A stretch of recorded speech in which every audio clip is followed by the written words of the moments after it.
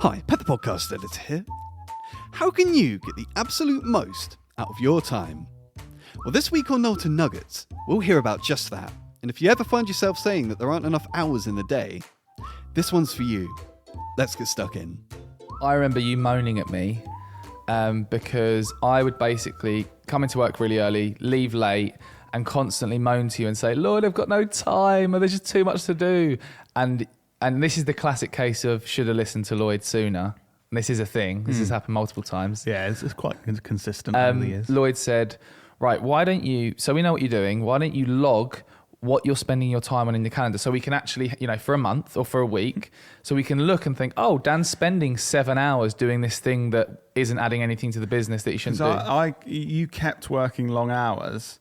And Saturdays. And classic Lloyd, I kept not working long hours. Yeah, and getting just as much done. Yeah, and it was that thing of like, let me help you work the hours I do. I didn't want you to though, Lloyd. And I kept saying, it was over a period of months, saying to Dan, if you log what you're spending your time on, then I can help you. We can work together. Yeah.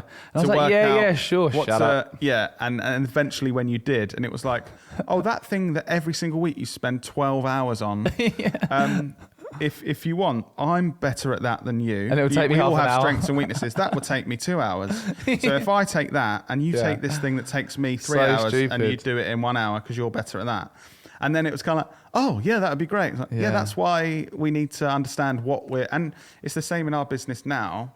We block out time so we know what we try and do our best to know exactly what people are working on, how long things take.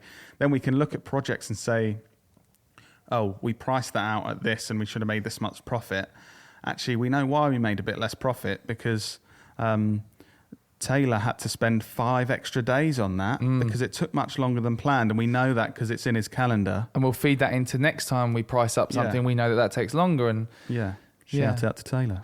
So moving more into kind of practical advice on, where we're at now, what advice would you share with someone who's always saying, I haven't got enough time. Oh, I don't know what to do with my time. Yeah. So what advice would you share? Very specific things. So we've just said about blocking time out every day, but more broad monthly planning. So we usually do this about between the 20th and 25th of each month, looking at the next month, looking at work you've got booked in, or even maybe work that you might have booked in, and you'll probably have to do things that you have to do on your own business that are aligned with your goals. So if you're one of those people that's like, oh, I've been wanting to do this. I've been wanting to start a podcast for 3 years and I never have the time. You're never going to do it. If on the 22nd of August, you put a day, 3 whole days in, 15th, 16th and 17th of September, they're already blocked in there, so nothing's getting booked over it, you will do it. What gets scheduled gets done. Yeah. So that's exactly the approach we have. If there are things we really want to do, then you're actively managing your time. If you don't schedule something to be done, it's because you've made the decision that you're not doing it. It's not that just, oh, we've run out of time. And sometimes that does mean that we don't work on our own business as much because we've actively made the decision we're going to take on those 3 extra client projects. But we've actively made that decision. Exactly. That's the big difference. So the monthly planning to see what time you've got, schedule it in, make sure things get done that you want to get done is a big thing. Being proactive. So there you go. If you got the time, you can go back and listen to episode 59 to find out how you can get more done in less time.